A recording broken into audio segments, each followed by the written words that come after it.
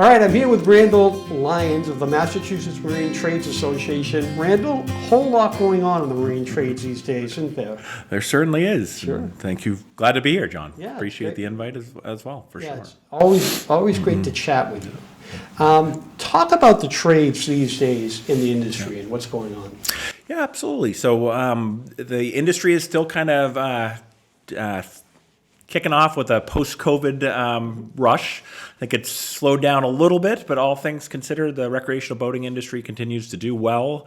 Most of our member businesses in the area and on a national level continue to do well. Boat sales, which translates into service, and I know this focus here today is on the workforce front, so that's a key topic for sure for many of our member organizations, and making sure to find the appropriate staff to take care of your boats.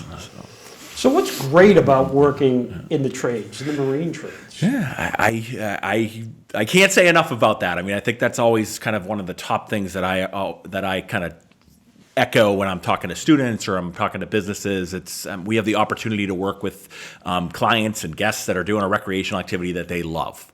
So the vast majority of the time they're happy, and to put a price on that, it's kind of a difficult thing to do. When they're not happy, they're typically waiting for their boats. And that's where the workforce again kicks in, and finding the appropriate staffing levels to take care of the clients. In the trades, let's talk about the high school component. Sure. You're doing a lot with high schools in Massachusetts, which is wonderful. I'm a vocational, technical high school guy. And now the shift over to marine trades, the high school level, is awesome. Absolutely. We've been very fortunate to have some strong support from both the Baker administration and the Healy administration, focusing on vocational schools and training and recognizing the needs for those hands-on skill set students and employees. So from a vocational standpoint, using the two CAPE programs, Cape Cod Regional and Upper Cape Tech as examples. Those programs have been in existence for 20 plus years. They're a significant contributor to our businesses on the Cape and Islands. They're hiring many of their students, but those are kind of the frameworks for the new programs that have kicked off. And new programs include New Bedford Tech, right around the corner from here. And the nice thing about New Bedford Tech, and I'm excited to say, is they are now on their 4th year of the day program. So this will be their first graduating class in the Marine Tech program. They're producing 15 students roughly on an annual basis that'll be graduating, and hopefully a good portion of them will be entering the industry, same as the Cape schools that have been doing it for years. But now we have New Bedford, and then a new program started at Whittier Tech on the North Shore in Haverhill, and they are in their 2nd year. So they're in their sophomore class, but kind of the same thing. It's building and increasing the pipeline that's going to eventually trickle down to our businesses and help the industry in general. So a student comes into a high school program. What can they expect to take away from that program? Sure. So the freshman year of that program, that's like kind of an exploratory program. So they're picking and designing their different programs. So when we looked at New Bedford and Whittier, one of the first things is to attract the students and to draw them in. And I think that's where the excitement of the industry kicks in. Then they start their training when they're in their sophomore year. They'll do ABYC training. They'll do whatever manufacturers the programs may be working with, Mercury, Honda, Yamaha definitely being a key one from a training standpoint. They'll get their OSHA 10 certificate. Some of the programs will get them out on the water. They'll do training on the water and kind of seeing the hands-on experience there. And then in their junior and mostly senior years, they'll hopefully have a co-op opportunity to get out there and work with one of the area businesses to get that hands-on experience, which is certainly a critical part of the schooling and training at the high school level. Yeah, co-op at the high school vocational level is amazing. Absolutely. They do great work, and they get in and see how it really comes together for them as a trade. Now, you talked about some of the manufacturers being involved in that.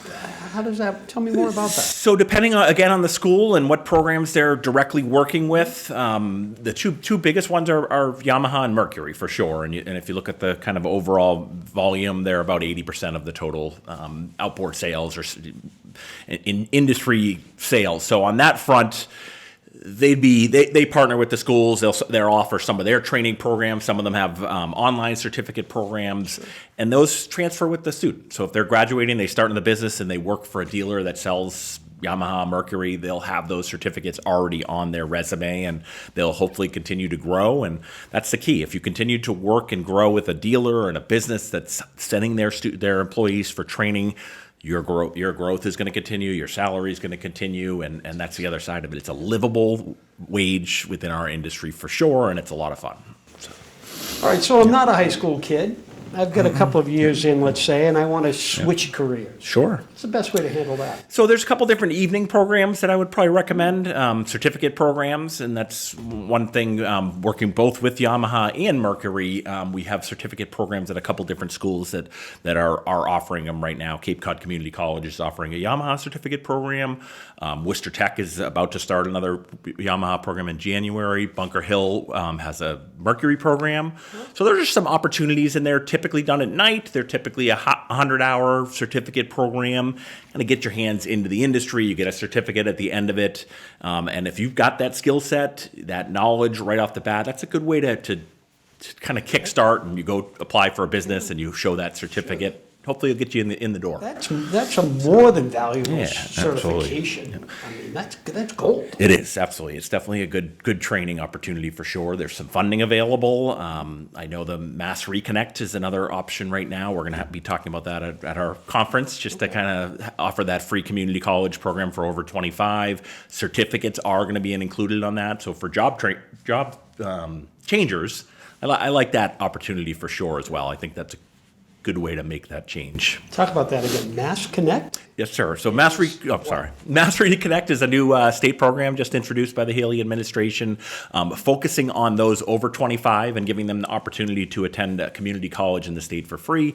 Certificate programs are eligible for that as well. I don't know all of the requirements for it, but it is an exciting opportunity, especially for those people that may have started on the college track, gotten some credits, but didn't quite finish. So now to encourage them to go back, to encourage somebody as a job seeker to take a certificate program and have the opportunity to do it maybe while they're transitioning in a job front. I think it's a pretty cool opportunity, and I think our industry will capitalize and benefit from this program as well. Folks can get more information on that where? Folks can get more information on that at the Mass Labor and Workforce page, Mass State Hire boards. That's I would probably recommend that as a regional avenue. Reach out to your local Mass Hire board, reach out to your community college. I know the community colleges have certainly seen a very significant uptick in their students, which is great. And that's kind of the goal for sure.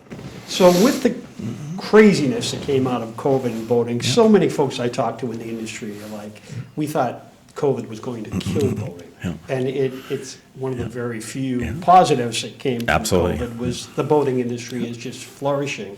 And to support that, we need folks in the trades. Talk about the different kinds of positions.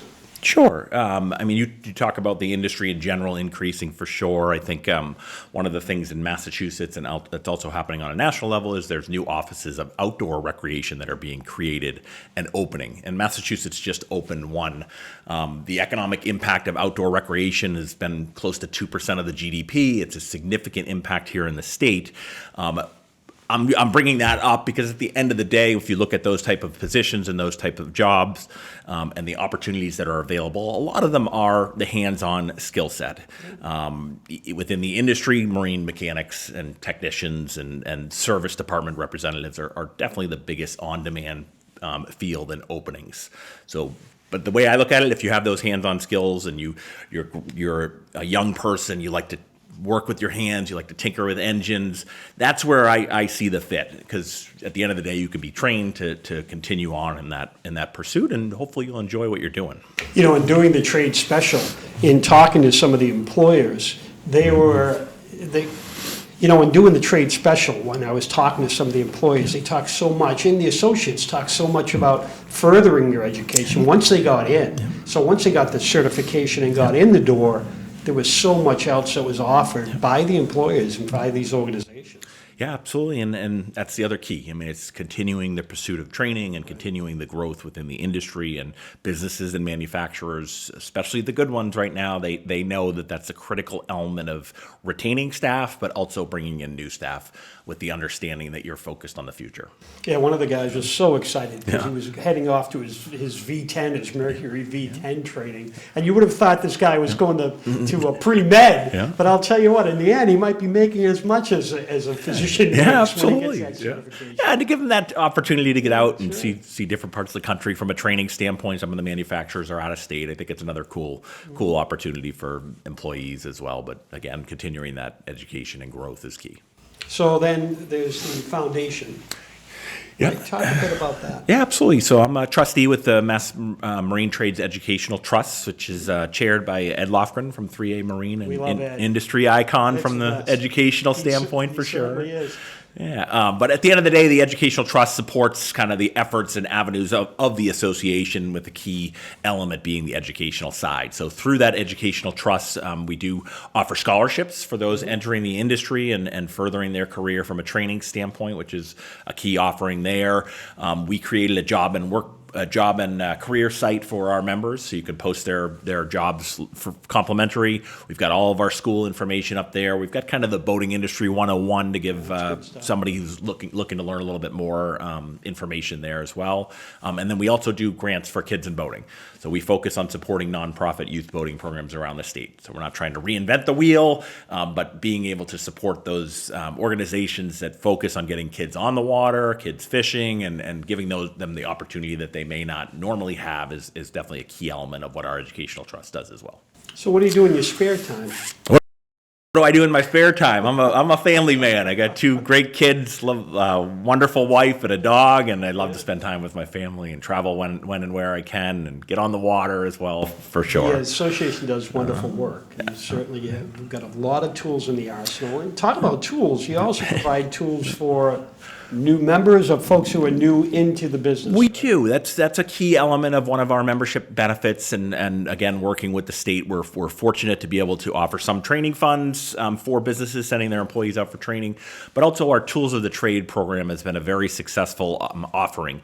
So if somebody's a new employee working for one of our member businesses, they're able to apply for, again, there's a Tools of the Trade grant, and it's a way to encourage them as they start off. They're building their own tool boxes, and we give them a gift card to Snap-on typically, and it's kind of a start to, hey, we want you to stay. Welcome. Snap-on's a huge Not business a Harbor that's Freight selling. kind of thing you're giving away here, right? Nothing against Harbor Freight. You love Harbor Freight. We've but- worked with Harbor Freight as well. We just have done Snap-on recently, so both organizations for sure. Yeah, with a good, as we all know, a good wrench turner is all about his tools, right? Yes, In- agreed. In this industry, don't touch my tools. Yeah, I need my absolutely. tools. So, what else do you want to chat about? I think just kind of some opportunities that we do an educational conference. That's one of our coming up, right? premier event. It is coming up for sure. And every year it's around. It's in the January January. timeframe, typically January, February, and sometimes it coordinates. We coordinate with the boat show, depending on the dates of that as well. But our educational conference, it takes place in Foxborough. It's typically attended by about 150 to 200 industry leaders. We do a workforce element. We do a legal element. We're going to do a discussion on kind of the industry trends, sales, inventory, employment law, all different avenues. Succession planning is one of the big topics for our member businesses, especially as they look to figure out what their next steps are. But we're excited. It's a really cool event. It draws a significant amount of people. The night before, we're having some events at Patriot Place, which we is where we bowling focus. again? That we're doing axe throwing this year. We're doing axe throwing. Yes, All right. so Well, new business that opened up for sure. So we're And I excited for that as well. I just firmed up my bowling skills. Oh, I've got to ace it this year, and now you're going to throw axes. Could go afterwards, I'm No, sure. it's always a great event. The conference is amazing, and it certainly is a who's who of New England boaters. absolutely. And further out, obviously, which I want to talk a little bit about that. So I was talking to Ed, obviously, about the organization. Sure. And he's just a great wealth of knowledge. And he said, Randall's out there in Washington, too. He's doing a lot of work. He's not just about Massachusetts. Tell me about that on a national level, how the Massachusetts Marine Trades Association sort of weighs in Sure. nationally, and on some of the topics that you've addressed. Yeah, absolutely. I think one of the convenient factors is that I'm a state association, but there are other state associations all around the country, and I do work very closely with those state associations and federal associations, national associations. National Marine Manufacturers Association, who is the owner of the New England Boat Show. Each year they put on a what's called American Boating Congress, and it provides an opportunity for businesses and associations to come together in DC, and they have a day on the Hill. So we'll go and NMMA will coordinate different meetings and events with state officials and state representatives. Workforce is always a topic of conversation when we're meeting with state officials. Infrastructure, dredging, NOAA speed restriction is one of the topics right now that's been on the forefront for sure. Just various topics that not only affect our state but also on a national level are always key. Well, you touched on it there. How's it going? Last time we spoke, you were just sort of getting introduced into legislation on and getting familiar with the NOAA speed regulations. Where does that stand? It's still that impacts a lot of folks. It's still ongoing for sure. I think the latest announcement that there was supposed to be a decision by the end of this year. I think it's been delayed till the beginning of the year. At the end of the day, I mean, our industry is extremely involved. We want to be extremely involved. I think when the bill was drafted, we were left out, and that was an issue. So now, as our industry comes together, as we work with national officials, we're trying to get a seat at the table to work more with NOAA. We don't want to work against them, but we do want to come up with a better system, a better technologically advanced regulation to focus on this rule, to track the whales, to do a better job of working together, not separately, to come up with an appropriate solution rather than just putting out a blank law or bill, whatever it may be, that we just don't think is a practical solution to this. I say non-existent issue, but that's kind of how I look at it for the 35 to 64 foot range boats, where there hasn't been the data that they're trying to present. So I think that's where it's kind of figuring out a way to work more on a technological solution. Yeah, the delay is always good. Yeah, absolutely. That was a good. Breathe a little bit. Yeah. Weigh it all in, right? Try to assess it. Talk to some of the folks that it impacts, which is always important, and then make the call. So you're deep into that stuff. We are definitely. I think one of the Senator Manchin, who just announced he's leaving, he was a key proponent of this and working with our industry to try to come up with another solution. We're hoping I know there's a co-sponsor on that bill from the House side on a national level, and we have their support, and we're hoping that will continue to come up with a better bill. It's in the works. I think it's just a matter of continuing to push, making sure that people are bringing their economic impact stories forward. Yeah. The safety concern is a big concern for boaters. I mean, that's a huge one. If you're required to go 10 knots out in the open ocean, it's not safe, and we've got some big issues with that, and I think those need to be brought up. Thanks for staying on top of that. Yeah, absolutely. Certainly, it's important that we have advocates like yourself, yes, sir, the association in DC, and I would imagine most of the associations nationwide are behind sort of an adaptation to that. They are, and I think one of the issues, I think, is kind of the false narrative that we're not environmental stewards. Right. At the end of the day, we are. I mean, that's kind of what it's all about. It's not that we're against protecting whales. Everybody's against protecting whales. Yeah. Whales are unbelievable creatures. People like to look at them from their boats. Nobody wants to hit a whale. We want to protect them. We just want to come up with a better practical solution.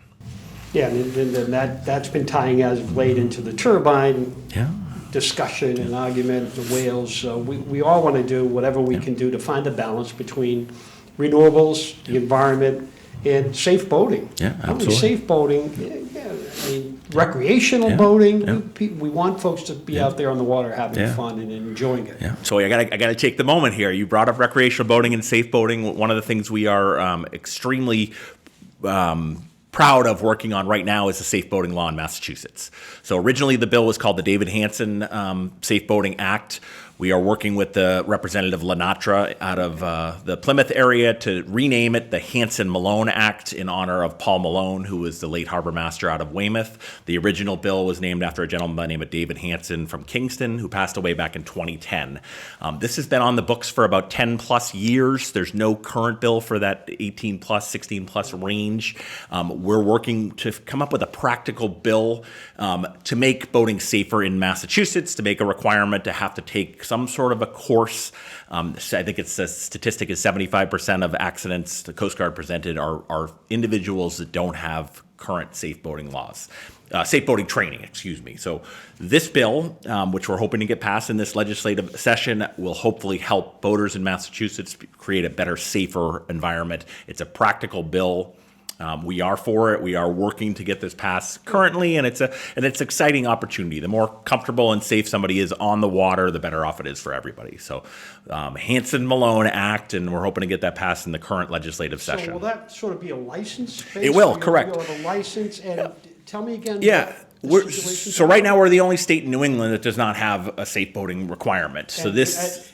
any boater knows that we could certainly use it. Yeah, absolutely. This new law will require individuals under a certain age, so they're trying to iron out the threshold. We're pushing for 1989 or after. So roughly that 35 threshold to kick off, depending on when the bill goes into effect. We're working with the environmental police just to make sure that we're in collaboration with them. We're working with the representatives. So the bill would require an online test. They'll take a course. It will allow them to do the course online. They'll get their license. That was one of the big things is kind of post-COVID, especially to try to maximize the amount of people that will take this course is the allowance of the online. So right now, as an example, boated.com offers the courses. You can get a license. I've got a license now that you can use in reciprocal at different states and things like that. So be happy to talk a little bit further on that once we know more information and the new language comes out. But I testified recently on the What's House and timetable on Senate. that? What are we looking at? It's in legislative session right now. On the House, That can move. yeah, 10 years. It's been floating So around. who would be So opposed to that? Like, it's in session right now. it's tough to say. I think it's some of the tweaks that have occurred, and especially Maine just passed their bill in August. So kind of being the last state now, I think that's where it is making those next steps. Typically what they do is they try to tie other things to it like that. So that's what you have to keep an eye on, Yeah. right? You know? Yeah. So it's in the transportation in the committee in the House. Chairman Bill Strauss, who's in this area, is the chair of that. So we're hoping it moves positively out of there and then goes to the Ways and Means, and I think that's where you'll hear a little bit more about it and all different groups that. It's always been wild to me that, Yeah. it's always been amazing to me that a 16-year-old could get behind the controls of a boat that'll do 100 miles an hour, Yeah. go fast Yeah. boat, and just take it for a run, you know? Absolutely, It's, we need some kind of Yeah, legislation. and this- I'm and not this is a a big, good- nor are you a big legislation guy. Yeah, You know, nobody wants more licenses, but Yeah. I think in this case, we could use it. Agreed, and I think that was the key for having the online option. I mean, Right. absolutely, we encourage on-the-water training, and I think that's the next step. But I think starting off on an online course and just getting people more knowledge about information that they can learn at their own desktop is key. So I think that's helpful. And I think folks just need a way. You know, Yeah. they don't know. They buy the boat, they go out there, and so many times you see somebody right down to trying to get a boat on a trail. Yeah, absolutely. You know, and you're like, wait, it did. Yeah, agreed. Yeah. You know, so that's great. Yeah. What else you have going on?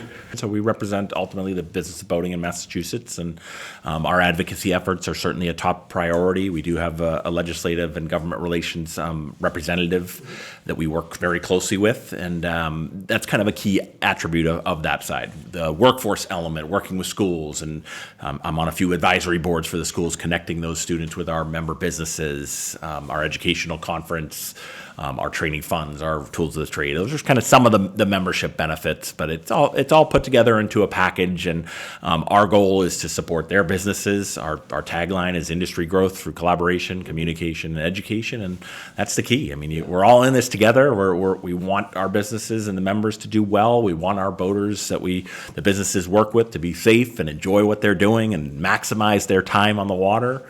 We are in a tough climate, New England. We don't market it and advertise it. So the more that they can use their boat, the better off it is for everybody. And we want the boats to travel around. We want them to see different coastal communities, especially here in Massachusetts. They're out there. They're spending money on fuel, shopping, restaurants, lodging, and that's good for the economy. That's good for Massachusetts. So that certainly is a big push, and we have some programs to focus on that as well. So how do I find out more? Yeah, absolutely. So two different ways. Our main website is a simple one, boatma.com. So we encourage you to go there to learn more about association, especially from a business side. We have tie charts on there. That's a big reason people go there all the time. No, I find that to not really be just a business to business site. It's a great tool for any boater. Yeah, we've tried to continue to add it, and that's where we kind of work with some of our national partnerships. We've got boating calculators on there. We've got the dealership listings in the area. We have all of our members listed there, so it is definitely a great site and great tool across the board. And then on the jobs and workforce front, one of our biggest focuses working with the state is to promote our website, massboatingcareers.com. Again, massboatingcareers.com, jobs, careers, school information, scholarship information. There's a plethora of information on that site as well. Touch a little bit more on the scholarship program. Sure. Yep. So we have a scholarship program through our educational trust. The information is on there. Typically, it's funding up to about $1,000, maybe $1,500, depending on the program and availability. It does change year to year in terms of what we have for funding.